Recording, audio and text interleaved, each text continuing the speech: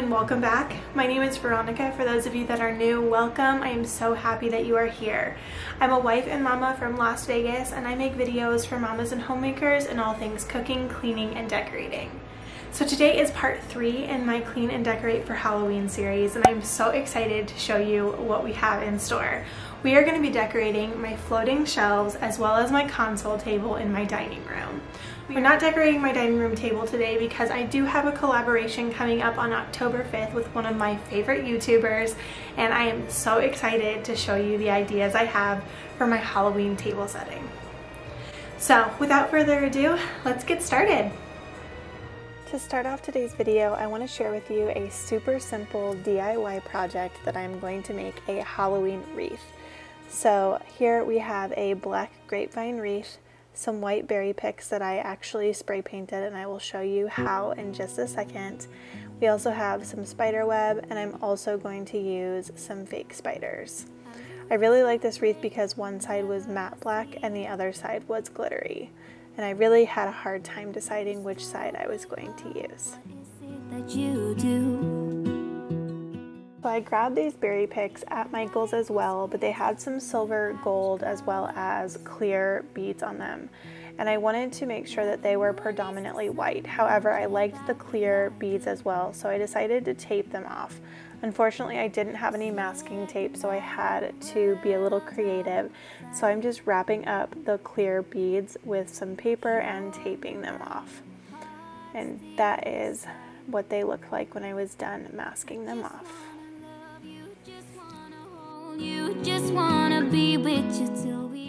So to get them to the shade of white that I wanted, I just did a really quick coat of spray paint using some white paint I had laying around the house. I wanted to keep this project as affordable as possible, so I did try to make sure I used things I already had on hand. Set my world on fire.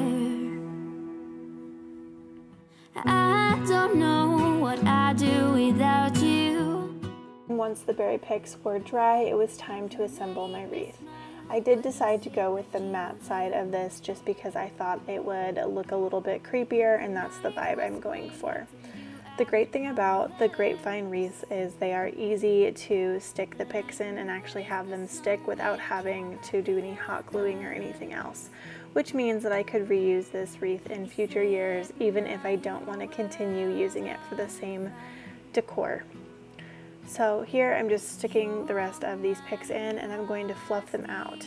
Essentially what I'm doing with these berry picks is I'm trying to make them look like spider eggs so that it is nice and creepy underneath the spider webbing. I want you for myself every single day. You set my world on fire.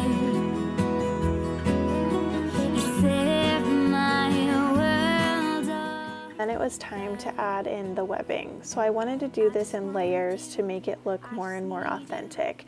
If you have ever seen a spider's egg nest, it is quite coated in webbing. So here I'm just starting off with a little piece of web that I cut off of the package, and I am spreading it out as best as I can before adding in a second layer. Be with you till we grow old. Just tell me you'll stay or take me away. I want you for myself every single day. You set my world on fire. You set my world on fire.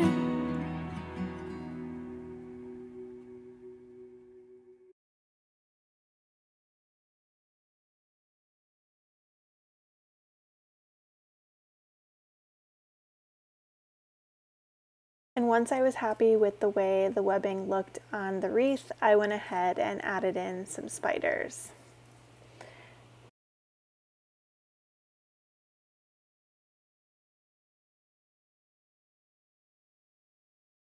For this project, I used 2 different sizes, some larger ones that I had on hand. I believe I picked these ones up at Michael's. I believe they come in a 6-pack for about $2.99. Currently, everything at Michael's is 40% off, so that's always a really good deal. And I had this bag of hide and eek spiders from Target laying around from last year.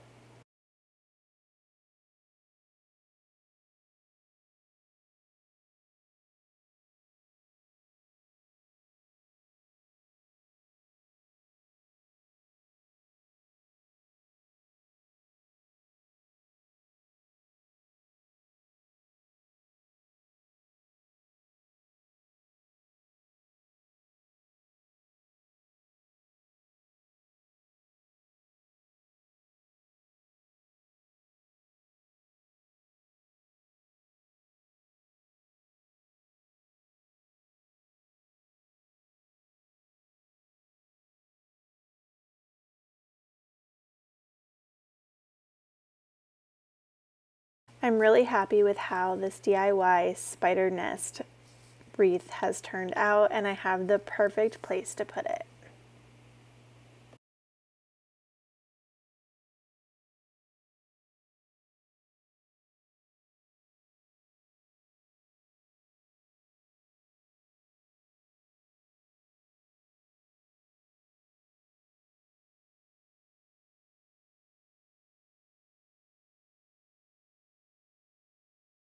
And now moving on to my floating shelves, I'm going to start off by clearing off all of my farmhouse as well as my fall decor that I have up in here.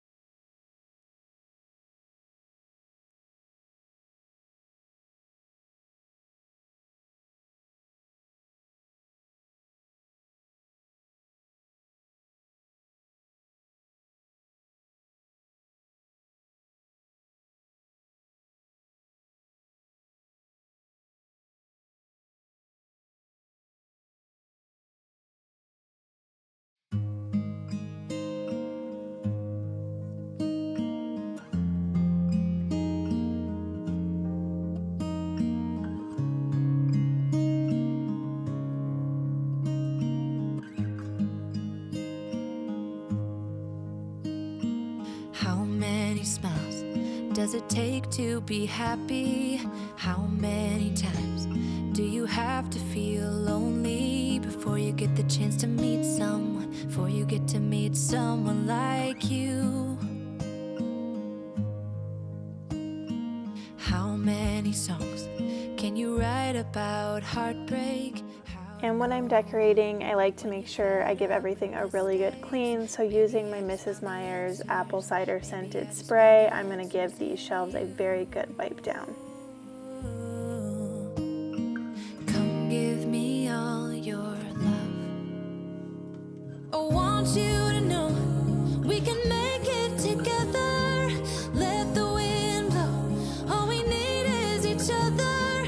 Come take my hand, you're all that I have now. I won't let you go, 'cause I found all the answers in you. Ooh, ooh, ooh, ooh. And now on to the best part, the decorating. So I have this broken skull here, and I really like the creepiness of him. However, because he is broken, I have considered getting rid of him. My husband, however, encouraged me not to and to try to utilize him in his broken state because it makes him creepier according to him. So here I'm just using some creepy fabric to kind of mask the fact that he's broken and add to the eerie effect. And as long as I have books in my house, I will utilize them in my decor. I think books are just the easiest way to add levels and dimension to a space. Just come give me all your love. I want you to know we can make it together. Sometimes when I'm decorating, I do jump around. So here I'm going back down to the bottom shelf, and that's just because I was very indecisive on what else I wanted to put up top. So I decided to do what I knew I wanted to do first and then go back to the top shelf when I'm ready.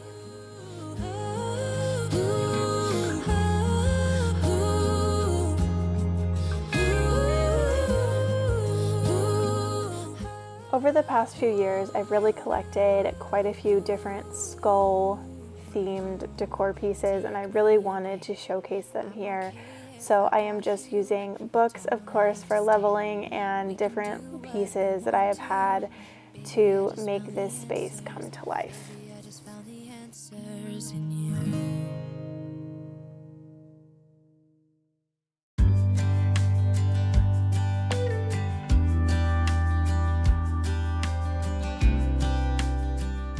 And now that I have a better idea of what I want to do up top, I'm going to go ahead and use my amber candle holder that I picked up at Target for the fall season, as well as my little porcelain cauldron here to give it some more depth.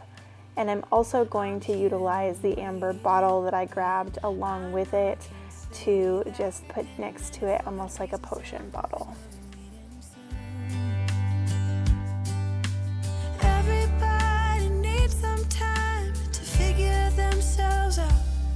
But I want you close, and I still have hope. I'm waiting every day for you to come back and tell me we can work it out. My husband grabbed me this animated haunted book when he went over to Lowe's the other day, and I just thought it was so cute that it needed to be showcased.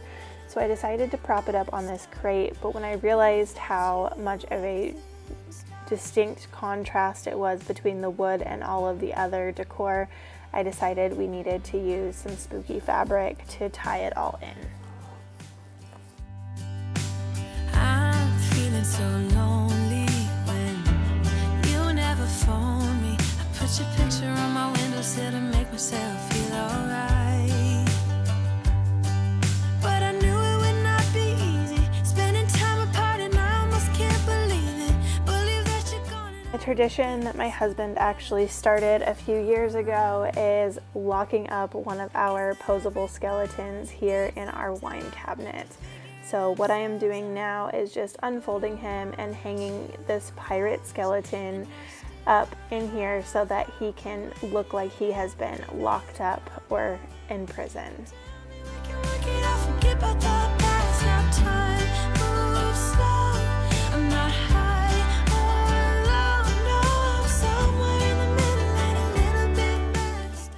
I always get a kick out of this guy being in here just because it brings such a frivolity to the decor, and it just gives me a little bit of a laugh. And the last thing we are going to decorate in this space is my console table here. This table ends up being our catch-all. It is the table right by the garage door, which is what we utilize to come in and out of the house the most. So I do like to keep it decorated, but it also needs to be functional.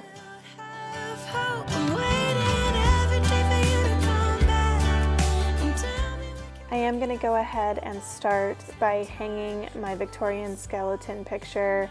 If for some reason this shot is quite blurry, but I will show it to you again here in a moment. And next to that, I am going to hang the skeleton hand that holds the keys.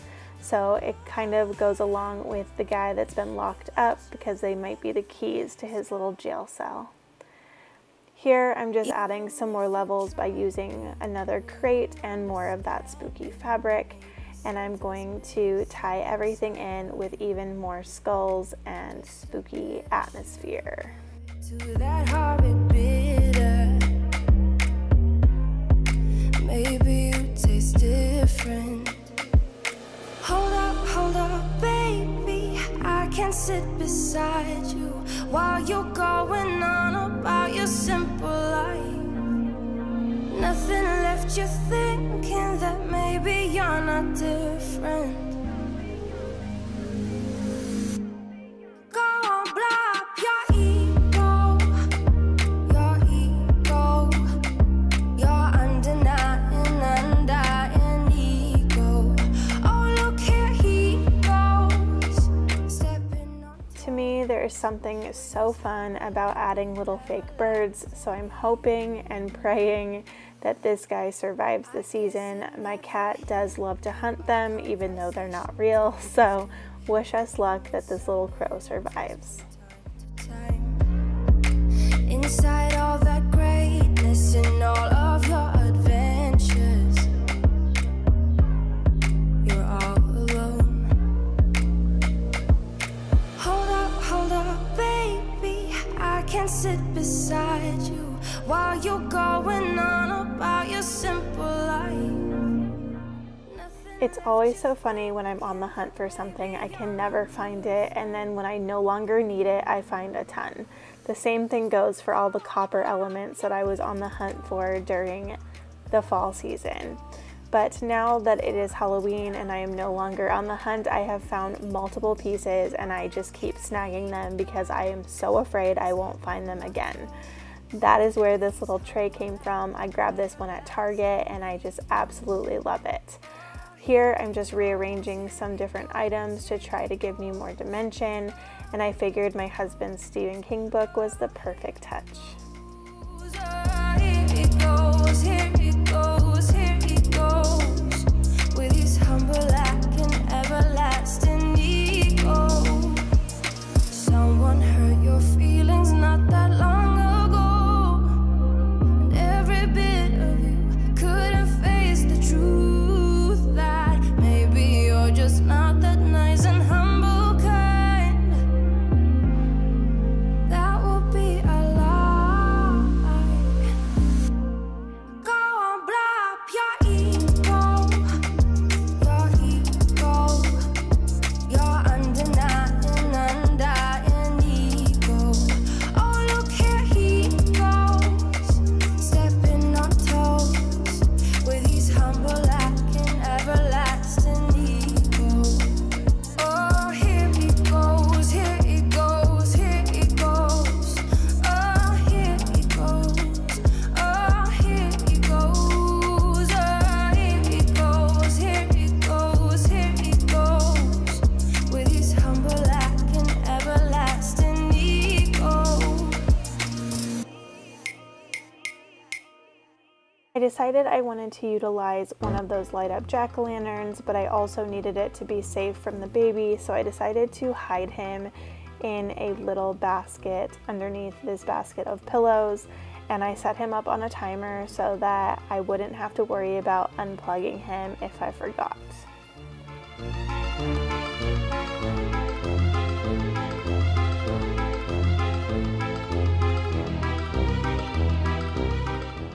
And the cherry on top of a beautiful room is this creepy baby carriage. I grabbed this at a swap meet and I am so obsessed with it. Here's a look at everything now that it is done. I hope you all love it as much as I do.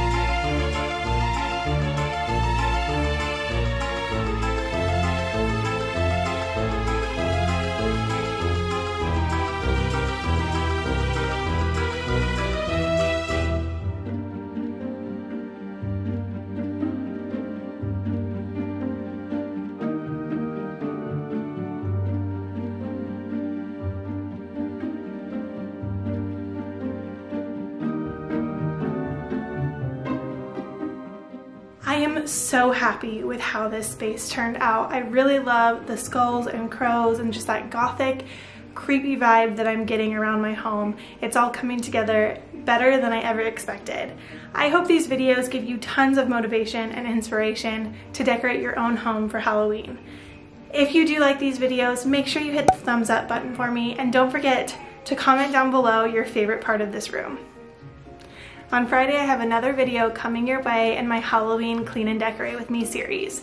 We are going to be decorating my kitchen and coffee station to make sure it is all decked out for Halloween. So until then, guys, I will see you all in my next one. Bye!